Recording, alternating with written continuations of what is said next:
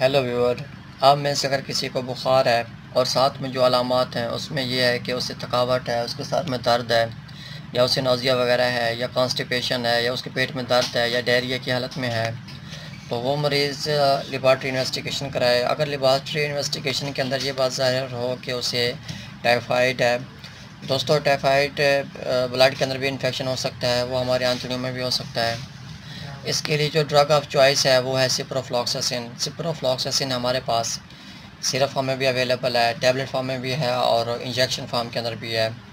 अगर कंफर्म हो गया है कि मरीज़ को टाइफाइड है तो ड्रग ऑफ चॉइस ये ही है सिप्रोफ्लॉक्सासिन, और साथ में उसे एंटीपायरेटिक देनी है ताकि बुखार वगैरह कम हो।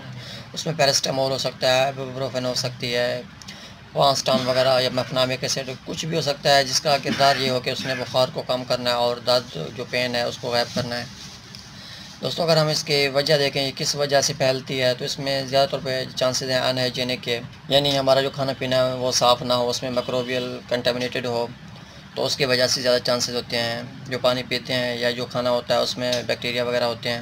दोस्तों इसके लिए एक बात आपको ख़ास ख्याल रखना है, वो ये है कि डॉक्टर ज़्यादा आपको जो भी प्रिस्क्राइब करें वो आप वो पूरी डोज इस्तेमाल करें और सफाई का ख़ास ख्याल रखें। वाशरूम के बाद हाथ वगैरह साबुन से धो धो लें ताकि ये जो बैक्टीरिया ये मज़ीद आगे किसी को डिस्टर्ब ना करे।